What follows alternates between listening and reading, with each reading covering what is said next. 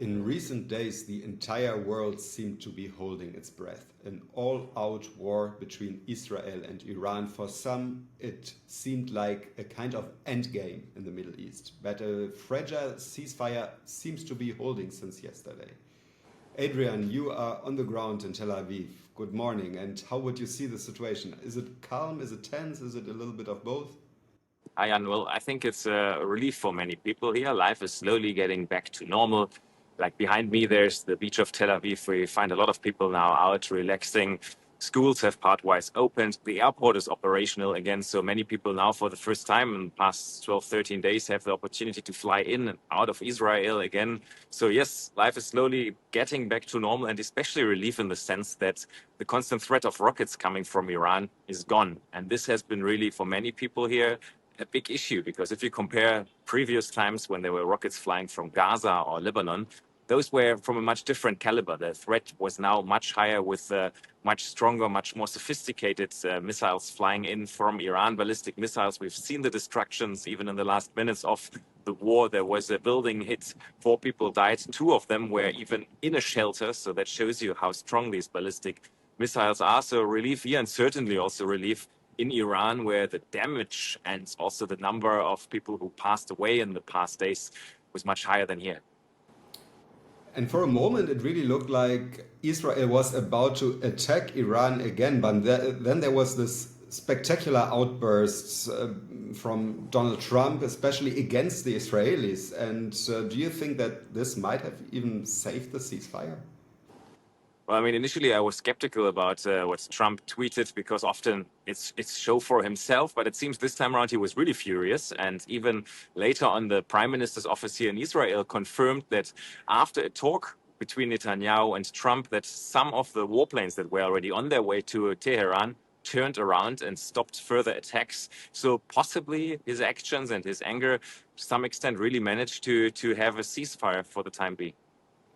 Now, we all can't see into the future, of course, but what do you think? Does this fragile ceasefire really have a chance now? I sometimes have the impression that the Israelis want more, that for them it's not really over yet, especially given that the strike against the nuclear program might not have been as successful as we thought or what we heard in the first hours afterwards.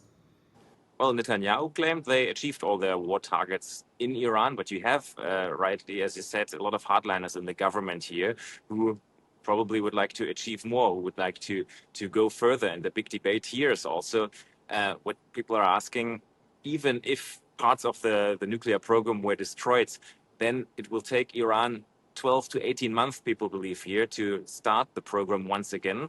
The knowledge is still there, possibly some of the parts. We don't know how strong the destruction really is. Trump claimed it was totally destroyed. Others say there are reports that it's not really fully destroyed. We just don't know. We don't have a clear assessment about the situation on the ground. But the issue is basically both sides will have to talk to find a lasting solution, because if Iran really starts building up a new nuclear program, then from an Israeli perspective, you can say that their mission was successful. So in the end of the day, they have to sit down and they have to find a solution, either to allow Iran to have civil usage of their nuclear program, or convince the Iranians not to use it at all. This will be the big question. And we will see in the next days, weeks, possibly months, if there's willingness on both sides to find compromise.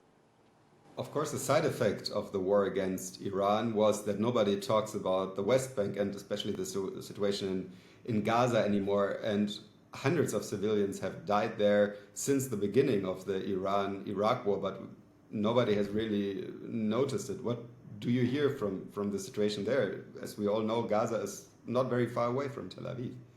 Absolutely. The war in Gaza continued. And what we hear from the military, the Israeli military, is that now they can put all their resources again to Gaza. So that does not sound as there's any end in sight. On a daily basis, we hear these crazy numbers. We see these terrible pictures coming out there. Yesterday, more than 40 people killed once again. And during the 12 days of the war in Iran, there was zero attention on what is going on there. Probably this attention will shift now. We already hear statements from families of the Israeli hostages who are saying we don't only need a ceasefire for Iran, we also need one for Gaza. So the war there will be over as well. So I believe the pressure on the government will build up to finish the war in Gaza to end it, but this pressure has been on from especially the liberal left side, particularly here in Tel Aviv, for a long time without any success. I believe still that Netanyahu has a strong support within the society here. Not all Israelis, of course. You have a strong side of opponents, as I said, especially here in Tel Aviv, but the majority seems to be behind Netanyahu's course. There's much more criticism on the Gaza operation, but especially on the attack on Iran, I would say even those who were opposed to Netanyahu sort of supported these actions in Iran. Now, let me ask you a very big question at the end of our conversation. Now, most international experts agree that this attack against Iran was against international law.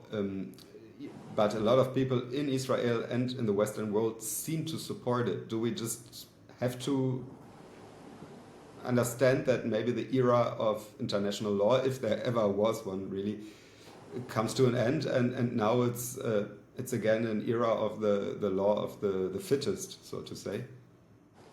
Well, hopefully not, but it's a bit how it looks like. And I mean, we've seen a constant change in norms over the past month, especially since Donald Trump is in office. I mean, already also the fact how the ceasefire is reached. I mean, back in the days, ceasefires were the consequence of long negotiations. You talk about the details, you come up with sort of contract, what if, then that. This ceasefire was announced on social media, it seems, and the terms were written in 2 lines, and that's it. So times are changing. Worrisome that international law doesn't seem to count in anymore. Even from the German presidency, we saw statements like German Chancellor basically saying, well, the Israelis are doing the dirty work for us. Very controversial statement in Germany as well. But Also within the government even, yeah. also within the government. But it shows a little bit that, well, people like to close 1 or 2 eyes when it's in their favor.